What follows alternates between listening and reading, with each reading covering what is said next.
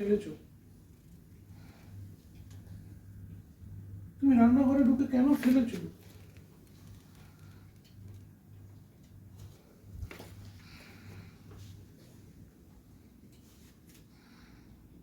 এগুলো কি কি মানে আছে এগুলো? আমরা সবাই সবার কাজে ব্যস্ত ছিলাম। সকালবেলায় সবাই চা টা খেয়ে আমি একটু ওয়াশরুমে গেছি, মনোজিৎ কাজ করছিল অফিসের। ওই সুযোগে উনি রান্নাঘরে এসে কাবার্ড থেকে দুটো নতুন অরিগ্যানোর কন্টেনার বার করে পুরো ঢেলে ছড়িয়ে রান্নাঘরে ফেলে রেখেছে। সকাল সকাল যদি এইরকম দৃশ্য কাউকে দেখতে হয় বলো, মাথার কি আর ঠিক থাকে? বাবার কাছে তো খেলো বকা, আমি আর কিছু বলিনি। নিজেই কোথা থেকে আবার একটা প্লাস্টিক নিয়ে এসছে ডাইপারের, নিয়ে এসে এখন সেটাতে মধ্যে ভর্তি করছে তুলে। তো যাই হোক, এরকম একটা ঘটনা দিয়েই আজকের ব্লগটা শুরু করছি। হ্যালো এভরিওয়ান, আমি মধুমিতা। আমার একটা নতুন ব্লগে তোমাদের সবাইকে জানাই স্বাগত। আশা করি তোমরা সবাই ভীষণ ভালো আছো। ব্লগটা দেখতে থেকেও আশা করি ভালো লাগবে। তুই এটা কেন ফেললি? হ্যাঁ, আর তো পিৎজা খাওয়া যাবে না। কেন ফেললি? হ্যাঁ, ভুল করে ফেলে দিয়েছিস, তাও আবার দুটো শিশি। কিরম করে ফেললি একটু দেখা এনে, শিশি নিয়ে একটু দেখা তো কেমন করে ফেলেছিস। এনে কেমন করে ফেললি দেখা। ও না খুলে তো ফেলবি না, কিরম করে কি কোটটা খুলেছিলিস? হ্যাঁ, কিরম করে খুললি দেখে, আর ফেললি কেমন করে? এরম করে ফেললে এটা তো ভুল করে হয় না, এটা তো ইচ্ছা করে তুই ফেলেছিস। মানে কি দেখছিলিস তুই এরম করে ফেলে? হ্যাঁ, পরে জিজ্ঞেস করছি। হ্যাঁ, পরে জিজ্ঞেস করছি। পরে জিজ্ঞাসা নয়, পরে বলছি।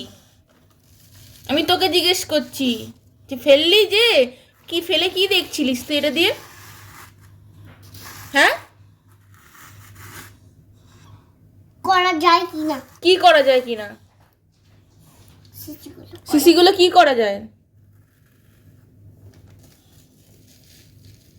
তুই আরো নোংরা করছিস। তারপরে আমি ভালো করে ভ্যাকিউম ক্লিনার দিয়ে ভ্যাকিউম করে দিয়েছি, এখন পরিষ্কার হয়ে গেছে জায়গাটা। আর এই জন্যেই আমরা এখানটায় দেখো এরকম কিছু পুরনো ইয়োগা ম্যাট পেয়েছি, সেগুলোকে পেতে রাখি যাতে করে কিছু পড়লে ডিরেক্ট ফ্লোরে না পড়ে আর ভ্যাকিউম করতেও সুবিধা হয়। তো সেই জন্যই এটা পেতে রাখা আর কি। নাহলে রিও আবার মাঝে মাঝে সেখানটায় শুয়ে পড়ে ঠান্ডার মধ্যে, যাতে ঠান্ডা না লাগে, সেটাও একটা কারণ। মাঝে অনেকটা সময় পেরিয়ে গেছে, সন্ধে হয়ে গেছে। Good evening everyone.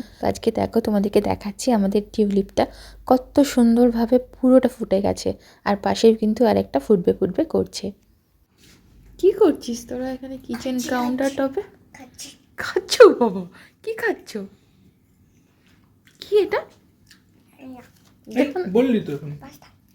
পাস্তা খাচ্ছ? আরে বাবা, ঘুম থেকে উঠে এসেছে, বাবা এখানে পাস্তা বানিয়েছে। মানে পাস্তা কিনে খাচ্ছে। হ্যাঁ, মানে ওই আর কি, এটা তো আবার চিজ টিজ দিয়ে আবার এখানকার রেডিমেড পাস্তা খাওয়া না খাওয়া সমান, বাট আমরা খাই না। আজকে একটা নিয়ে এসেছে, তো সেটাই টেস্ট করা হচ্ছে যে কেমন খেতে। তার উপরে আবার চিজ দিয়েছে, দেখতে পাচ্ছি।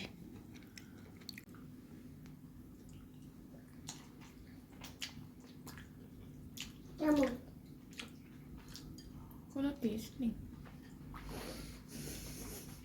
টমেটো পিউরিটা একটু বেশি। টমেটো পিউরিটা একটু বেশি, মানে টক লাগছে। একটুখানি 1 চামচ পাস্তা খেয়ে তো আর মন ভরে না, আর স্বাদে তো কোনো তুলনাই করা যায় না, এত সুস্বাদু খেতে ছিল। তো এই জন্য এখন সন্ধেবেলায় আমাদের এই যে ইভিনিং স্ন্যাক্সে ফ্রিজে আমার এরকম তোমার কি বলে ওটাকে, গার্লিক টোস্ট আর কি রেডি করা ছিল, বাটার গার্লিক টোস্ট। তো সেটাই এখানে চিজ ওপর থেকে একটু ছড়িয়ে জাস্ট ইয়েতে গ্রিল করে নিয়েছি ওভেনে। আর তার সাথে চা তো অবশ্যই রয়েইছে। তো এই হচ্ছে আজকে আমাদের সন্ধ্যের টিফিন। তো সেদিন আমি একটু চিকেন মিন্স এনেছিলাম আর কি। তো এটা ওই কিমাই বলতে পারো টাইপ অফ, একদম পুরো মানে মিহি করা। আর তো কোরিয়ান বলি, চাইনিজ উইঙ্গি যে শপটায় গেছিলাম, সেখান থেকে ডাম্পলিং পেস্ট্রিটা নিয়ে এসেছিলাম, যেটা হচ্ছে তোমার ওই মোমোর র্যাপ বলতে পারো, র্যাপারটা। তো এটাও নিয়ে এসেছিলাম। তো আজকে আমাদের ডিনারে হবে মোমো।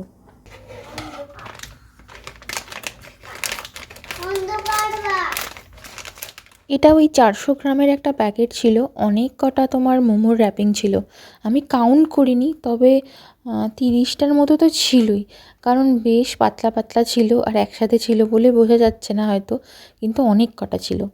তবে জিনিসটা কিন্তু বেশ সুন্দর এবং খুবই মানে ইজিলি অ্যাক্সেসেবল। তাই ময়দা মেখে আবার এরকম ছোটো ছোটো লুচির মতো বেলে সেটাকে করার থেকে এই একটা প্যাকেট যদি তোমার কাছে থাকে, তুমি খুব সহজেই ইজিলি তাড়াতাড়ি মোমোটা বানিয়ে নিতে পারবে। প্রথমে আমি এখানে মোমোর জন্য স্টাফিংটা বানিয়ে নেব। প্রথমে আমি চিকেন কিমার পুরোটাই নিয়ে নিয়েছি, তার মধ্যে দিয়ে দিয়েছি 1.5টা পেঁয়াজ, আর কি বড় সাইজের পেঁয়াজ, 1/4 কাপ আদা রসুন কুচানো, আর স্বাদ মতো নুন দিয়ে দিলাম। আর এরপরে দিয়ে দেবো তোমার একটু সয়া সস, বেশি দেওয়ার দরকার নেই, অল্প করেই দিতে হবে, এতে করে টেস্টটাও বেশ ভালো আসে আর কালারটাও বেশ বলতে পারো ভালোই আসে। তো এবার আমি এখানে অ্যাড করে দিচ্ছি একটু বেশি করে গোলমরিচের গুঁড়ো। তো এটাতেই হবে টেস্টটা, কারণ আমি লঙ্কা কুচি আর অ্যাড করছি না সেই জন্য। আর দিচ্ছি এখানে একটা গোটা ডিম, তোমরা চাইলে ডিমটা অ্যাভয়েড করতে পারো, আমি দিয়েছি যাতে করে এক তো মোমোর টেস্টটা ভালো আসবে, আর দ্বিতীয় নম্বর হচ্ছে বাইন্ডিং এজেন্ট হিসাবে কাজ করবে, যাতে করে মোমোর পুরটা এক জায়গায় মানে একসাথে থাকে আর কি, সেই জন্যই আর কি ডিমটা দেওয়া। এবার ভালো করে কিন্তু মাখিয়ে নেব পুরো সব কিছুকে। তোমরা যদি এটাকে আরও টেস্টি বানাতে চাও, তাহলে এর মধ্যে কাঁচা লঙ্কা কুচি, ধনে পাতা কুচি, পেঁয়াজ পাতা, গ্রেটেড চিজ সব কিছুই অ্যাড করতে পারো। আর এই যে আমার মোমোর পুর কিন্তু একদম রেডি। মোমোর পুর রেডি হয়ে গেছে, এক জামবাটি। আর এখানে কাজে লাগিয়ে দিয়েছি, রিওকে পড়াচ্ছিল, পড়ানো হয়ে গেছে, লেখানো হয়ে গেছে। আর এখন এই যে এত আলো এত আলো, তো এই ডাম্পলিংয়ের মানে মোমোর আর কি এই র্যাপারগুলো খুলতে দিয়েছি, কারণ খুলতে টাইম লাগছে, তো ওই জন্য একা হাতে পুর ভরা রেডি করা প্লাস খোলা অসুবিধা হয়ে যাচ্ছে। তো ওই জন্য মনোজিৎ আমাকে একটু হেল্প করে দিচ্ছে র্যাপারগুলো খুলে দিয়ে। আর আমি এখন বানাবো, 9:30 বেজে গেছে। আমি বানাবো। আর আরেকজনকে দেখো ওখানে কি করছে, বলে আমাকে নাও, তোমরা দুজন নিচ্ছ, আমাকে নিচ্ছ না কেন? একদম উঠে ওখানে বসে আছে। আর আমার এখানে স্টিমার রেডি করে নিয়েছি অয়েল ব্রাশ করে, জাস্ট মোমোটা বানানো বাকি। আর মোমোটা বানানো হয়ে গেলে তারপরে স্টিম করে নাও।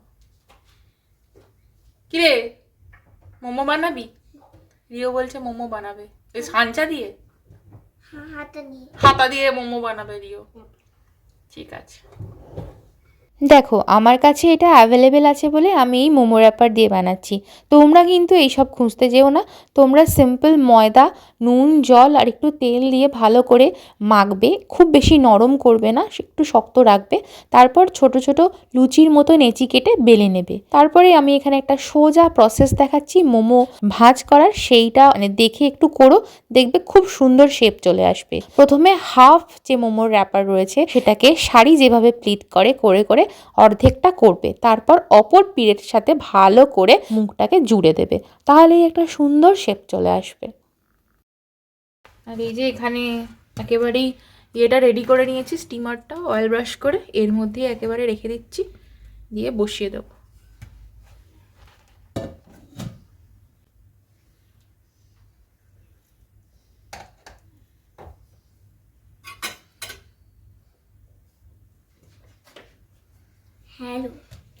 হ্যালো এভরিওয়ান, আজকে মোমো বানাচ্ছে।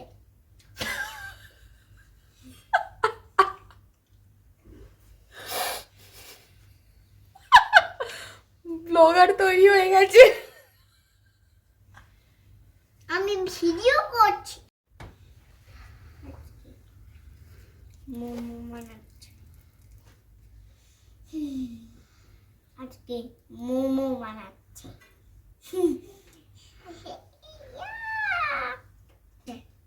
হ্যালো হ্যালো, আজকে মোমো বানাচ্ছি।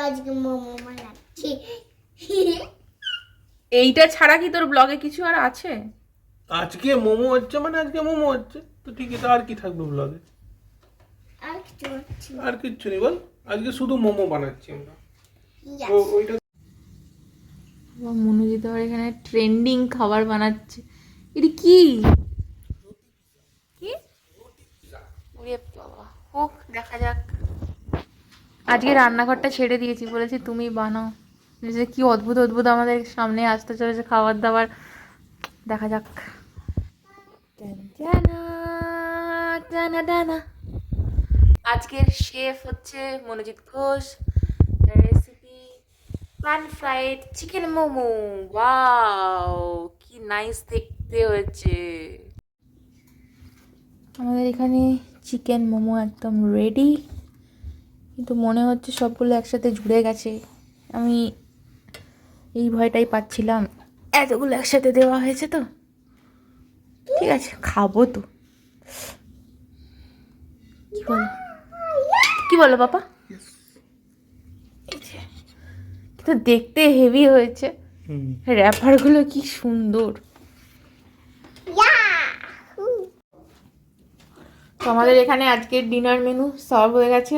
এখানে প্যান ফ্রাইড মোমো, এখানে রুটি পিৎজা একটু পুড়ে পুড়ে গেছে সাইড থেকে, ডোন্ট মাইন্ড। আর এখানে মোমো, চিকেন মোমো। এই হচ্ছে আজকে আমাদের ডিনার। আমরা ডিনার টেবিলে আর যাইনি, এখান থেকে শুরু করে দিয়েছি খাওয়া, টেস্টিং। যাবে ডিনার টেবিলে আজকে? চলো। ডিনার হয়ে গেছে। আজকে ডিনারটা জাস্ট ফাটাফাটি ছিল। মনোজিৎ দারুণ সুন্দর রান্না করেছে। তো চলো, তার সাথে আজকের ব্লগটা এখানেই শেষ করলাম। কেমন লাগলো অবশ্যই জানিও, যদি ভালো লাগে অবশ্যই কমেন্ট করে জানিও। যারা আমাদের চ্যানেলটা এখনো সাবস্ক্রাইব করোনি, প্লিজ সাবস্ক্রাইব আমার চ্যানেল বিউটিফুল জার্নি। সবাই খুব ভালো থেকো, সাবধানে থেকো, সুস্থ থেকো। দেখা হচ্ছে নেক্সট ব্লগে। Tata, good night.